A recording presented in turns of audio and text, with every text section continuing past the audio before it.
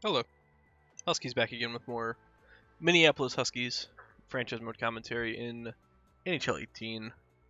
In case you don't watch the King series, I put it out there. I'm gonna put a Discord server together. Probably around the time NHL 19 comes out. I'm working on it now. We'll see how long it takes me to get it set up. We might have a earlier release than expected, but it's just somewhere to communicate, discuss GM modes a little more in depth. It's just easier than the comment section. I like the comment section. I like interacting with the comment section, but a Discord server is open to everybody that wants to join it, and it's something that I'm in quite often. Like, I always have Discord open. I'm always on my computer when I'm home, so it's the easiest way to just keep in touch, really. But enough of that. We're here. I got suggested in the comments to put Jason Zucker on the first line and to move Shvechnikov and Delcol down to the third line because that is what their role is. And the best way for players to progress in this game is to play them at their roles. I tend to forget that when I get big names, like young kids that are expected to progress well. I like throw them on the top line and want them to do well. I think Pettersson was a bit of an exception to that rule. He gets pretty good pretty fast. The only issue is I don't entirely know who to put on the second line. For now, it's going to be Shane Prince because he's a sniper. We already have a two-way forward and a playmaker. The third line's two snipers and a playmaker, so we'll see how that goes. And Jason Zucker has shown that he's a quality point guy. He's got 17 points in how many games? 28. And he was playing on the third line with Sherry and Prince, so moving him up to play with Kuznetsov and Tarasenko should unlock a little bit more offensive firepower. Defensively, we're still rocking with what we've got. We need to get a little better. And in net, we still got Kokkonen for the time being while Hellebuck's hurt. But we're going to go ahead and hop back in, get some more, finish off the sim for the season, see if we can make a playoff spot. Currently, we're third in the division, 2 points up on the Blues, who are a wild card team. And we're actually 2 points behind the other wild card team. So we need to pick up the offense a little bit. I'm not going to lie. Or not offense, just the winning needs to happen at a more consistent clip. 10-0. The first, if that's not the biggest you made a wrong choice I've ever seen, the first game after changing the lines, we lose 10-0. That's awesome. I'm not even upset that we lost because we won 3 in a row.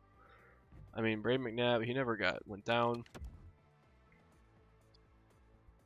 I absolutely love that was the very first game off the line changes. Alright, so let's put Hellebuck back in. I'm actually going to leave Garrett Sparks up here because I don't have to send him down. And we'll just Roko's up to 69. He's 21. Well, we might see him soon. Suzuki. We've got some guys in the that can possibly get called up here soon. I don't have any guys that, like, I've got replacements for Shvechnikov. It's more of Delcol than Shvechnikov. Shvechnikov's got plenty of time to progress. I'm not worried about that. But Delcol, if he doesn't get to, like, a usable overall by 25 years old, he's probably going to be dealt. Just because you pretty much, you know what a player's going to be once they hit 23 or 24. They usually don't get much better. So, like, if he's locked in at an 81 or an 82, I don't think he's worth holding on to as a bottom 6 forward. He was brought into, because I've seen him get as good as an 89 or a 90, hence putting him on the first line. No, scout, you idiot. Stop doing that. That's alright. No, I don't need to trade. I don't really have anything to trade. Ooh, there's 5 straight wins. Nice, very nice. Looks like the offense might be coming together here. Oh, the 2 new teams taking it. Oh, Jake Bean gets hurt. That's not great. We did win the game 8-0 though, so we got that going for us. Alright, so we're rolling right now. That's 8 straight. Oh, we lose Calgary. Alright, so we won 8 straight. Now we're going to lose 6 straight. Oh, well, we only lost 2. Alright. With the in-state rivalry, Minnesota takes us down. Alright. A little more scouting. I'm not entirely sure what to do about my defense, if I'm honest. I think what's going to have to happen is I'm going to have to make a decision on Delcol probably this offseason. or at least hope that my AHL prospects force me to make that choice.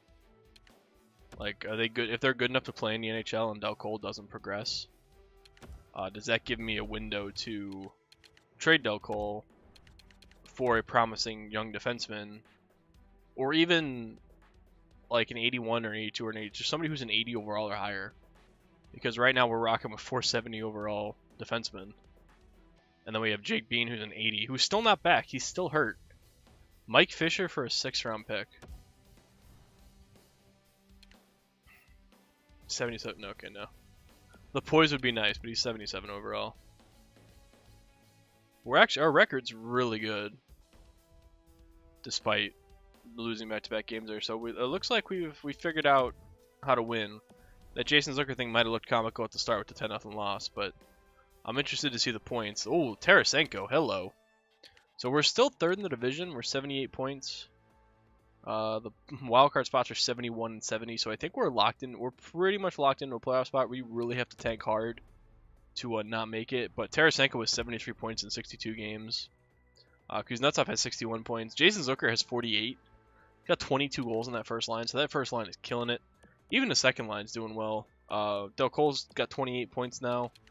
Shektikov's still with 20, but again, he's only 19. I can't expect too much out of him. But Connor Sheary has 35 points. That third line's not doing awful. Fourth line's doing alright. Defenses, nobody's really a big negative. I mean, Griffin Reinhart and Matt Nieto are. But that's really it. Olofsson's a plus 14. How's Olofsson a plus 14 when nobody else is even close to him? I mean, McNabb's a plus 7. So that's probably our best D pairing right there. And then goaltender-wise, we actually did pretty well with Hellebuck being out. Kakinen had a good run. But Hellebuck's still really locking it down back there. 930 save percentage, a 219 goals against. Guy's got 8 shutouts. Alright, so how's my, let's see how Tarasenko's doing in terms of the Art Ross race. Because I titled the last video Tarasenko for Hart because he's single-handedly carrying our team right now. He's actually only 1 point ahead of Malkin, and he's, well, he's not even, Ovechkin has 41 goals in 62 games. Get out of here. Colin White. God, this guy's a monster. He's always good. Every single year he's good. Same with Tyson Jost. These guys are just quality goal scorers. I don't know what it is about how they're coded. Unreal. So he's actually 6th. He's 7th in scoring in terms of goals, but he's 1st in points. So it's nice having another goal scorer on that first line in Zucker. Alright, let's see here. Minneapolis. So we're averaging 2.94 goals per game. Pretty good, just about 3. Only giving up 2.25. So our goal differential is plus 30 would be 186, so plus 26. Power play percentage, 17%, could be a little better. 88.5% penalty kill, that's really good. And we're dominant at home. We're pretty bad on the road, but you come into Minneapolis and we're making a statement.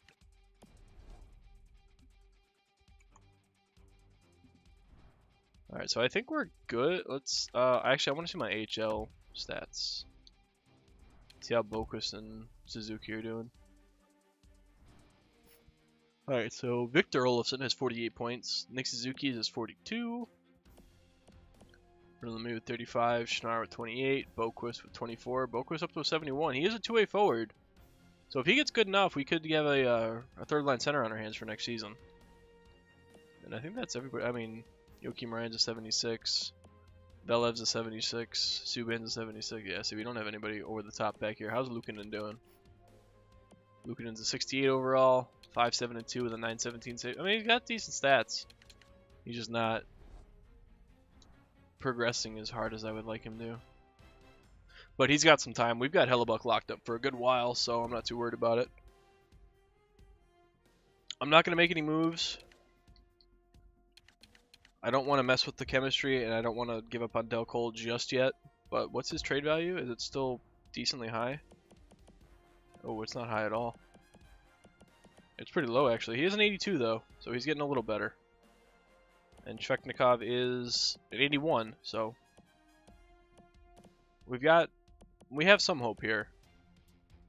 Is there anybody that I would actually want to trade? Not really. This Joey Dick kid, 19 years old. He's already a 71. I might have to sign him next year to get him into the AHL. That's encouraging progress. And again, I just want to use him because of his name.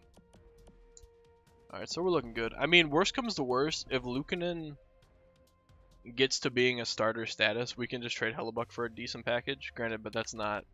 It's probably 2 seasons down the road still. And we look like we're a competitive roster already. But we do still have a full month and a half of games here. We could blow it. My teams are known to do that. Alright. Well, there's back-to-back losses since the trade deadline. Alright. I want to see Tarasenko hit the 100-point mark. We haven't had a 100-point guy yet, I don't think.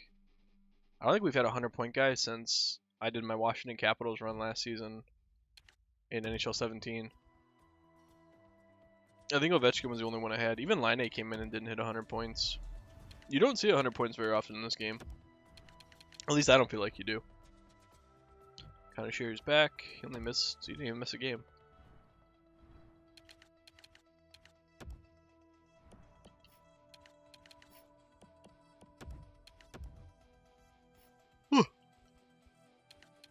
Okay.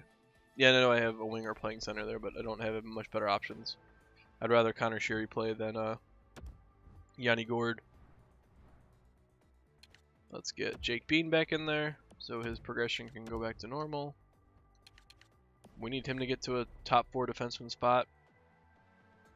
Alright, this is where I expected a tank. There's 6 straight losses. 7 straight losses. 8 straight losses. You can always count on Buffalo to turn the team around.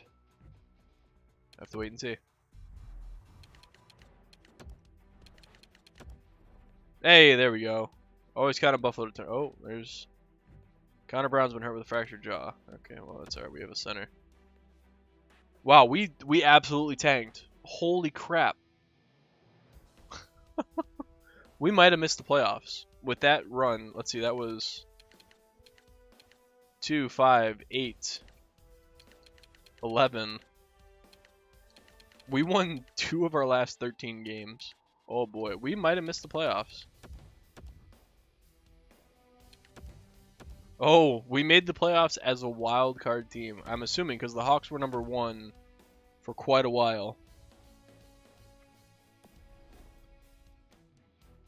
Let's see. Oh, that was bad. I gotta say, oh, Tarasenko went in with 86 points, so he kind of cooled off. Maybe that's why we started to show. Yeah, 93 points. We're a wild card team. We're taking on the number 2 seed, the Blackhawks. Alright, so we ended with a 2.76 goals for, so our goal scoring definitely vanished at the end of the year, and our defense did as well. We only ended with a +8 differential. We were a +26 at the trade deadline. Power play is still struggling, but the power play in this division is bad in general. Penalty kill is still really good, 87%. In our last 10, we're 2-6-2. I mean, Chicago's 3-6-1, so this is a battle of who can get off the schneid first and look like a real hockey team. But Tarasenko, 37 goals, 86 points. That's a good year. Kuznetsov, 74 points, 56 assists. Galchenyuk, 62 points on the second line. Pettersson, 53, so he's coming into his own offensively. Jason Zucker, good call on putting him on the first line. Kanashiri, 45. Delcol, 35. Shvechnikov, 28. But again, we've got some time to let these guys kind of progress. Connor Brown with 14 goals, that is. Nice. Ooh, Griffin Reinhart was a -18. I think Griffin Reinhart's got to go. I just don't think he's good enough to play in this league. Like, I know Matt Nieto's a -12, but that fourth line isn't fantastic to begin with. But the combination of Sproul and that second line was they struggled too. I'm assuming Hellebuck had a hell of a year. Hellebuck, hell of a year. 34 wins, 928 save percentage, 230 goals against, still 8 shutouts. Yeah, so he had a good year. I'm assuming he didn't win the Art Ross because he cooled down at the end of the year. And there's no way Ovechkin already outscored him. Yeah, Stamkos ended with 94. Wow, he actually ended. Wait, where am I? No, Tarasenko, he was 4th. I was gonna say what? So he was 4th in points, and he was 1, 2, 3, 4, 5, 6, 7, 8, 9. He was 10th in goals. So yeah, we definitely fell off a little bit at the end of the year there. Let's go back into that. I want to see my AHL stats, and we will call it a video.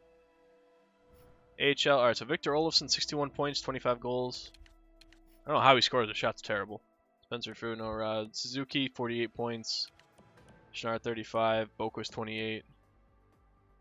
Luukkonen, 20 games played. 922. I really got get rid of Eddie Lack. Though Luukkonen's a starter. Luukkonen has good stats. We'll see if he gets a significant jump here. And I'm also going to go check the... I don't think I can check... Well, I can do... No, I can go to contracts, okay. I was going to look at my trade screen to see how Joey Dick was doing. The trade screen isn't available in the offseason, obviously, or the playoffs, because, well, it's past trade deadline. Alright, so let's see. He is still a 71. Alright. So we'll get him... We'll sign him up next year and get him in there.